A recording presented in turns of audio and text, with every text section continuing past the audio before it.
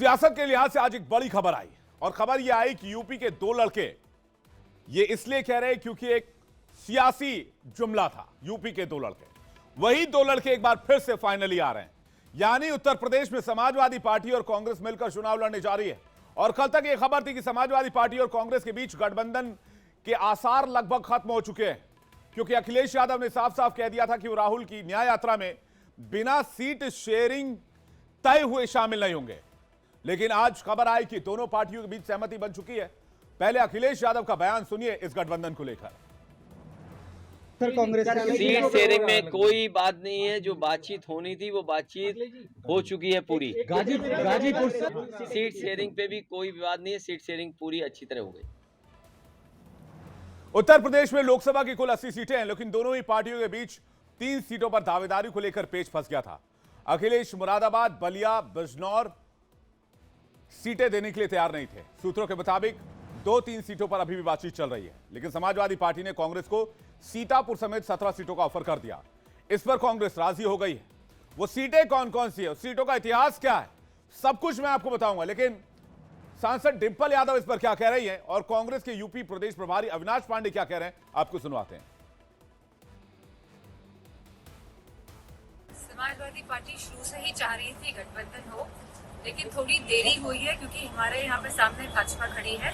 लेकिन इस बात की मैं सभी समाजवादी पार्टी के लोगों को और कांग्रेस के लोगों को बधाई देना चाहती हूँ कि गठबंधन आखिरकार अपने डेस्टिनेशन पे पहुंच गया है। हमारे जो 4 स्तंभ जो आप भाजपा कह रहे हैं कि हमारे युवा हैं, हमारी नारी हैं, हमारी किसान हैं और हमारे जवान हैं, तो इन 4 स्तंभ पूरी तरह से आक्रोशित भी हैं, दुखी भी हैं, निराशा में भी हैं। और मुझे पूरा भरोसा है कि आने वाले चुनाव में लोग आपको भाजपा के साथ तो दिखाई देंगे, लेकिन वोट वो गठबंधन को ही करने जा रहे हैं। मुझे खुशी है ये जाहिर करते हुए कि उत्तर प्रदेश में आपसी समन्वय से, चर्चा से यह निर्णय लिया गया है कि भारतीय राष्ट्रीय कांग्रेस यहां पर उत्तर प्रदेश में 17 सीटों पर चुनाव लड़ेगी और इस गठबंधन के तहत अन्य जो बची हुई 63 सीटें हैं, इन पर इंडिया गठबंधन के जो भी उम्मीदवार समाजवादी पार्टी के, अन्य दलों के भी जो कि इसमें समावित होकर इस गठबंधन में शामिल होंगे, उनका हम सब में डटकर मुकाबला करेंगे और भारतीय जनता पार्टी को शिकस्त देंगे। तो आपने सुना किस तरह से कांग्रेस पार्टी और अखिलेश यादव की पार्टी, दोनों ही पार्टियां इस गठबंधन का स्वागत कर रही हैं और स्वागत में कहा जा रहा है कि इससे एक नया फॉर्मूला निकलेगा। लेकिन समाजवादी पार्टी ने जो 17 सीटें कांग्रेस को दी हैं, उस पर फोकस करना बहुत जरूरी है, तभी आपको पूरी खबर समझ में आएगी। उन सीटों में अमेठी, रायबरेली, प्रयागराज, वाराणसी सीटों के नाम हैं। इन 17 सीटों में से रायबरेली को छोड़ दे तो सारी सीटों पर कांग्रेस का प्रदर्शन ठीक नहीं है। अब जरा फैक्ट आप देख लीजिए इस पर क्या है। अमेठी बीजेपी चुनाव जीत गई, राहुल गांधी यहां चुनाव हार गए थे। रायबरेली में कांग्रेस चुनाव लड़ती रही है, पारंपरिक सीट रही है सोनिया गांधी की और कांग्रेस पार्टी की, लेकिन अब वो राज्यसभा जा चुकी हैं। प्रयागराज बीजेपी 2014 से ही बीजेपी का सीट पर कब्जा है। वाराणसी बीजेपी चुनाव लड़ती, प्रधानमंत्री का खुद ये संसदीय क्षेत्र रिकॉर्ड मतों से जीते हैं प्रधानमंत्री यहां पर। महाराजगंज बीजेपी अब तक 8 लोकसभा चुनाव में 6 बार जीत चुकी है। देवरिया बीजेपी 2014 से अपने कब्जे में कर रखी है, 2014 से जीतती आ रही है। बांसगांव में बीजेपी लगातार 3 बार चुनाव जीत चुकी है। सीतापुर में बीजेपी 2014 से जीत रही है। अमरोहा में बीएसपी 1984 के बाद लगातार आ रही, कांग्रेस यहां पर कभी जीती ही नहीं। बुलंदशहर में बीजेपी जीतती रही है, 2014 से बीजेपी का इधर कब्जा रहा है। गाजियाबाद में बीजेपी जीतती आई है, बीजेपी का इसे गढ़ माना जाता है। कानपुर में बीजेपी का पक्ष मजबूत है, यहां पर भी मुकाबला बहुत टफ हो जाएगा। झांसी में 2014 से ही बीजेपी का यहां पर जीत रही है, लगातार बीजेपी जीतती आई है। बाराबंकी में 2009 के बाद से कांग्रेस नहीं जीती और बीजेपी यहां पर जीतती आई है। फतेहपुर सीकरी में बीजेपी जीतती है, कांग्रेस के दिग्गज उतरे थे यहां पर, राज बब्बर साहब, वो चुनाव हार गए। सहारनपुर बीएसपी के खाते में जाता है, मुस्लिम बहुल इलाका इसे माना जाता है और दलितों की भी अच्छी खासी आबादी है।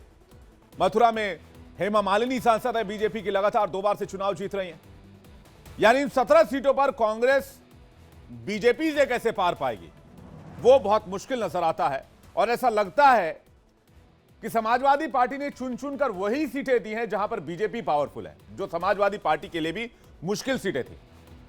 हालांकि यह बात ठीक है कि यूपी में हुए इस गठबंधन से इंडिया अलायंस को एक उम्मीद की किरण जरूर नजर आई है, क्योंकि लगातार कई राज्यों में इंडिया गठबंधन के साथ ही अपना बस्ता बोरिया पैक करके कांग्रेस का साथ छोड़कर भाग रहे थे। ऐसे में कांग्रेस को उम्मीद है कि इसका असर बाकी राज्यों में देखने को मिलेगा। अरविंद केजरीवाल ने इस पर क्या कहा है, आपको सुनाते हैं। देखिए अगले 1-2 दिन में क्या होगा सर, लेकिन सपा के साथ अनाउंस हो गया है, आपको लग रहा है कि अब तो कल जल्दी अनाउंस हो जाए तो सर क्लियर हो जाए, क्योंकि डिले हो जाए। बहुत डिले हो गया है, जल्दी होना चाहिए। कल घोषणा हो जाएगी क्या? पता नहीं। वहीं शरद पवार भी कह रहे हैं कि गठबंधन में दरार आई है। उन्होंने कहा कि राज्य की परिस्थितियां अलग अलग होती हैं। इंडिया अलायंस में कुछ राज्यों में सीट शेयरिंग को लेकर विवाद है और इसे नकारा नहीं जा सकता है। अब सवाल यह है कि आखिर यूपी में कांग्रेस और समाजवादी पार्टी के बीच बात बनी कैसे, इसकी कहानी क्या है। दरअसल यूपी में समाजवादी पार्टी ने अब तक कुल 3 लिस्ट में 32 उम्मीदवारों की घोषणा की। सूत्रों का कहना है कि बहुत जल्द अखिलेश सभी सीटों पर उम्मीदवार तय करने वाले थे, लेकिन सीट शेयरिंग पर बात बिगड़ता देख प्रियंका गांधी ने मोर्चा संभाला। प्रियंका गांधी ने राहुल से बात करने के बाद अखिलेश से बातचीत की। उसके बाद कांग्रेस ने मुरादाबाद सीट की मांग छोड़ दी। कांग्रेस ने 2 बदलावों की मांग की। कांग्रेस ने सीतापुर सीट की मांग की। वहीं श्रावस्ती को लेकर बुलंदशहर या मथुरा छोड़ने पर सहमति बनी। वाराणसी पर हालांकि समाजवादी पार्टी ने उम्मीदवार की घोषणा कर दी है, लेकिन कांग्रेस ने समाजवादी पार्टी से उम्मीदवार वापस लेने का अनुरोध किया है, जिससे सीधा मुकाबला बीजेपी और कांग्रेस के बीच हो पाए। लेकिन एनडीए गठबंधन का कहना है कि भले ही राहुल अखिलेश के साथ हो, लेकिन सभी 80 सीटों पर एनडीए के उम्मीदवार जीतेंगे। ओम प्रकाश राजभर का बयान आपको सुनवाते हैं। देखिए, वो मिल के लड़ा चाहे खींचतान करके अलग लड़ा, कोई लड़ाई का मतलब नहीं है। उत्तर प्रदेश की 80 की 80 लोकसभा सीट माननीय योगी जी या माननीय नरेंद्र मोदी जी के नेतृत्व में इंडिया गठबंधन जो लड़ रहा है हम लोगों से, एनडीए से, वो असफल है। कहीं जीतने की स्थिति में विरोधी पार्टियों के पास कोई ताकत नहीं है। अब सवाल वही है कि अभी ज्यादातर राज्यों में इंडिया गठबंधन को लेकर पेच फंसा हुआ है। क्या ये इंडिया गठबंधन का अंत है या अखिलेश के बाद एक नई दिशा की शुरुआत हुई है? क्योंकि अगर इंडिया गठबंधन में अखिलेश यादव आए हैं तो हो सकता है कि दूसरे राज्यों के क्षेत्रीय क्षत्रप जो हैं वो भी हौसला दिखाएं और वो भी इस गठबंधन के साथ जुड़ें।